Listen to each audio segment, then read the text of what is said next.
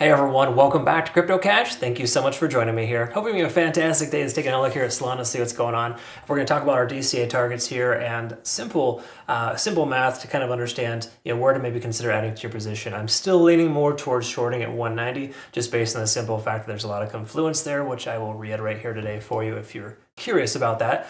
What I would recommend, of course, is making sure you check out Bitunics. In the meantime, of course, link down below, cryptocash.tech if you're curious about becoming a better trader too. We do have some nice profits from our Solana short roughly 10 days ago. So keep in mind, we had some longs that we had to close too, so this was not all sunshine and rainbows. Yesterday was a pretty ugly day in the market, so just keep in mind, I would urge caution if you're considering taking longs here, specifically with this coin until we break free from some key level resistances. There's not a lot of meat left on the bone here as far as like upside potential. Granted, I'm like a Solana holder, so don't mistake this. I'm not hating on this coin by any stretch. But the truth is, it's not performing well, and we're going to talk about the reasons why that is. But also, more importantly, kind of understand the actual liquidation ranges too in the back end too, because these things are shifting quickly, okay? Because we got a lot of people trying to short this coin, and of course they're going to get hit too.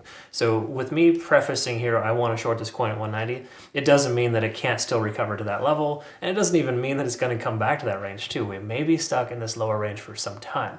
But once more, these liquidation ranges tell me that we're probably more likely to see some upside here soon, just based on the fact that there's just too many shorts in the market, and market makers love to be able to rinse and repeat anybody who is high leveraged in either direction if it's maintained for too long.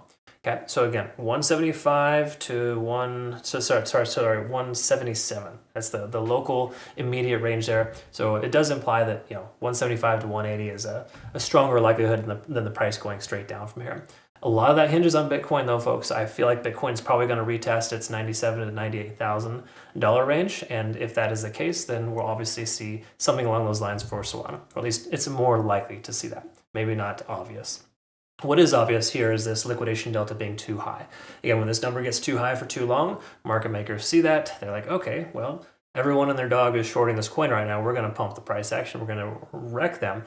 And not because they want to wreck them, but because they make money doing so, and in turn, they have less opposition to drive the price in whatever direction if nobody else is opposing them, right?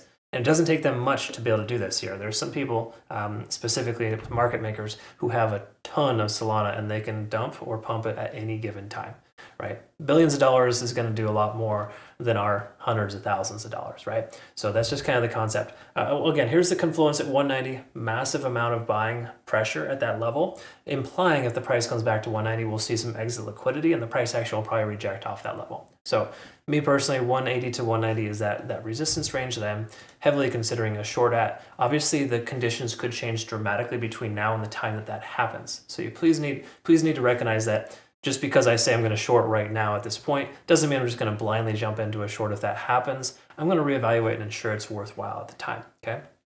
But the common theme right now is that anytime we have confirmation that the price is going to break out, it does the exact opposite of that. So there's a good chance we're going to get confirmation at 180 to 190 that we're back on track and it's going to dump hard. Okay, it's just kind of the common natural way of things here lately. Anyway, so let's take a look here at the SMAs. We can see the 50 and the 20-day SMA above us. Daily time frame is not going to look great. It's generally going to be unfavorable for all coins. But the theme here and the important thing to recognize is the 20-day SMA moving down. Okay, so that is an important factor. We also got the 200-day SMA at 185. That's reinforcing some resistance there, letting us know in the last 200 days we're now below that average price, so people are underwater, and in turn, we're going to see more selling pressure if the price comes to that level. Okay. Keep in mind, moving averages are not resistances. They just kind of reinforce areas of influence, and if you are below all moving averages, then there's a decent chance the price will stay below that, because we have these, this significant amount of selling pressure at that range, right? Because right now, people are seeing 170 is not a good value, okay? And I know they're not people like you and I. they're market makers. They're the ones with the real money. Okay, so we're right there in that sense underneath all moving averages, descending trend. We're under 50 on the RSI. We're getting closer to 30 or bouncing off 30. That's a common pivot point. So again, that pressure point of 161, 162, where we came down to yesterday, that dollar cost average target I mentioned in my post is, while it's a good place to consider adding to your position, Again, using leverage right now, I think is just a bad idea on this coin. That's just my personal opinion. Again, do what you will. Of course, everyone has their own trading recommendation or strategies, but when we have like the market kind of on a razor's edge right now, it doesn't make a ton of sense to increase your risk. Okay. In fact, I'm waiting on the sidelines for some good opportunities, because even though we got some coins pumping here and there, it's really not that worthwhile. You're better off waiting, because I think we may even see more legs down here soon. We typically see extreme fear before the price action gets where we want it to, okay? And we're only in that tentative fear range. Anyways, the whole point of this is just that there's nothing bullish about this at all, okay? Again, you can commonly find success by buying 30 on the RSI as that dip, but once more, it's tentative at best. I don't really think we're starting a rally here per se. I do think that my previous anticipation from yesterday is pretty accurate, where the price action will probably come up to the 185 to 190 range and reject out of this resistance range. Okay, now again, you kind of look back here, you can see a lot of confluence here. The daily time frame reflects this as well, where we just see a ton of selling pressure here, buying pressure in this range, 180 to about 185. Okay, so there's a lot of support there previously in December, essentially, and January. Okay, now the reason why that's going to be a resistance now is because that selling pressure there is now that buying pressure there rather is now going to be selling pressure moving forward. It's really, really common for previous supports to become new resistances, right? And we haven't retested that level yet either. So there's a distinct chance that 185 will be a solid rejection zone. Again, I'm kind of paraphrasing there. It could be 180 to 190, but in that range, we're going to see some resistance here soon. And again, keep this in mind too. If Bitcoin were to break 100,000, then we have a solid chance that the price action is going to continue further up for Solana, right? I don't think we're going to see Bitcoin passing 100,000 in the relative near future, just based on how ridiculous the price action has been lately.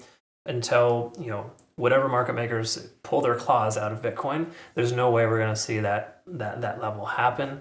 Everyone needs to be on board, and everyone needs to pump the price action at the same time. There's too many people trying to sell and buy at that range of 95 to 98.